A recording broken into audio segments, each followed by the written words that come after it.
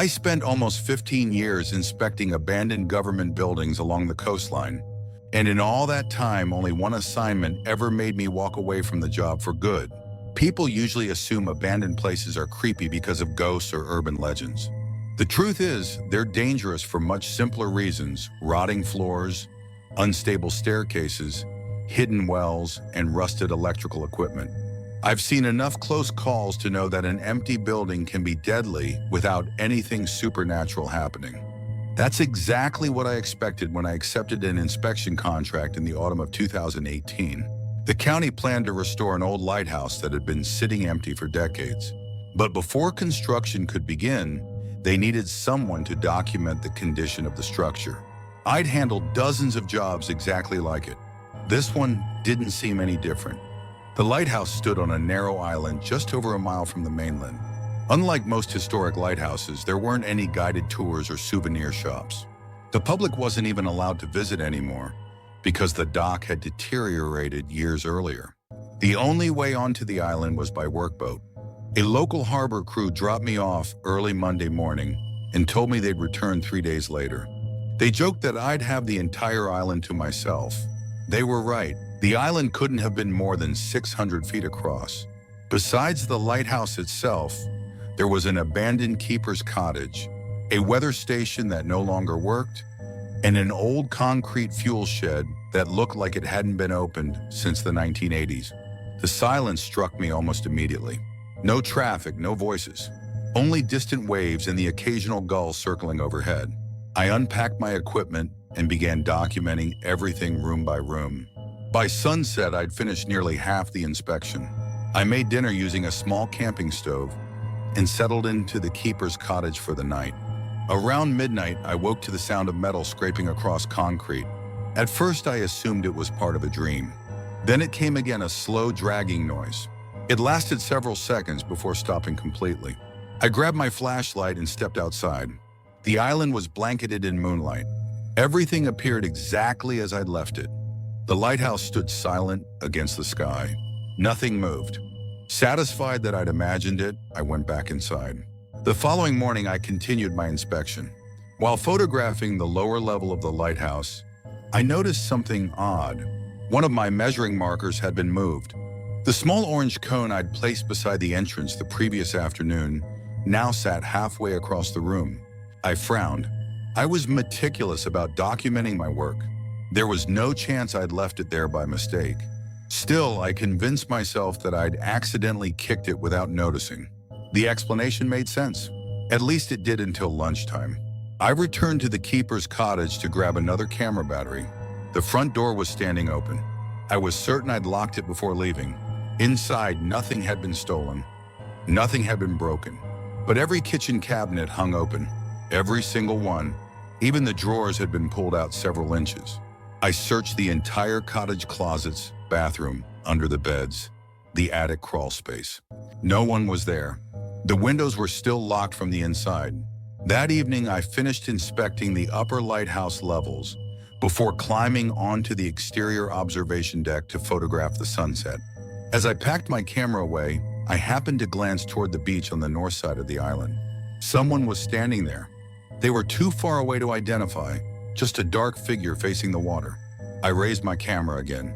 The moment I zoomed in, the beach was empty.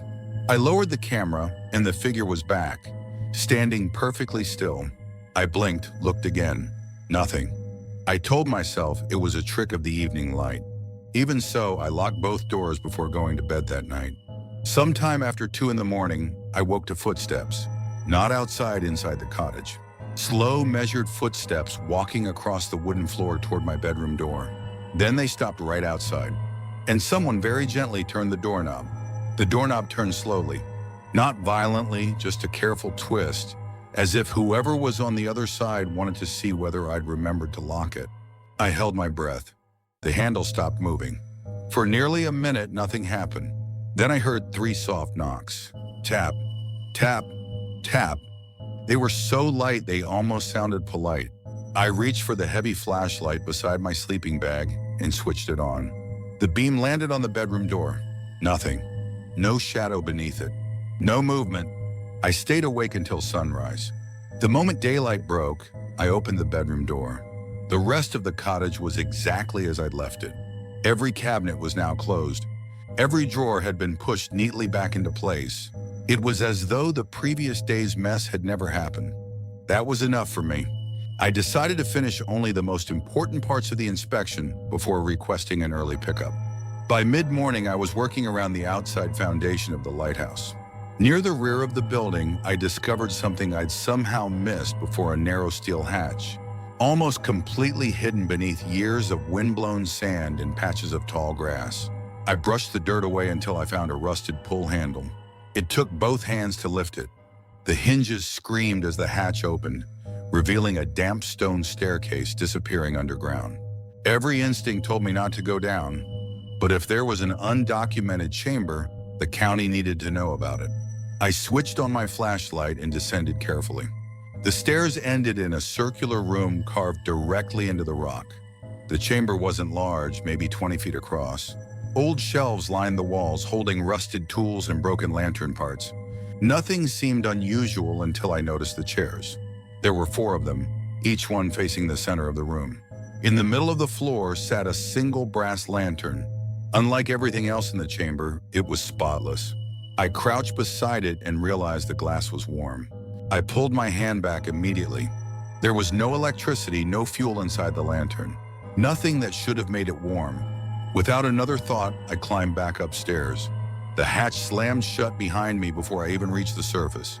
No wind, no loose chain, nothing that could have closed it. I grabbed my radio and contacted the harbor office. Static. My phone showed no signal either. I was stuck until the scheduled pickup. By late afternoon, a dense fog rolled across the island. Within minutes, the shoreline disappeared. As darkness settled in, I heard the scraping sound again. Only this time it circled the cottage. Slowly, one full lap, then another. Wood creaked beneath unseen footsteps on the porch. They stopped outside the front door. The doorknob turned once, then twice. I didn't move. Several long seconds passed, and then came the knocking. 3 soft taps, exactly like the night before. I stayed frozen until the first hint of daylight appeared through the curtains. Just after sunrise, I heard a boat horn somewhere beyond the fog. Relief flooded through me. I threw my gear together, locked the cottage, and hurried toward the dock. The captain immediately frowned when he saw me. "You look terrible." I didn't sleep much. He helped load my equipment before asking an unexpected question. "You didn't go wandering around after dark, did you?" I shook my head. "No."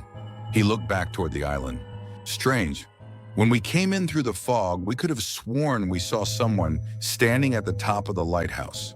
I slowly turned toward the tower. The lantern room windows reflected nothing but gray morning light. No movement, no silhouette, no one. I never told the county everything that happened. My final report mentioned unstable flooring, severe moisture damage, and poor radio reception. Every recommendation pointed toward closing the site until major repairs could be completed. A few months later, I learned the restoration project had been canceled indefinitely. I retired from field inspections the following year. Friends still send me pictures whenever they visit old lighthouses, joking that I should come out of retirement. I always smile and tell them the same thing. Some buildings become abandoned because people stop needing them. Others stay abandoned because no one wants to spend another night inside them.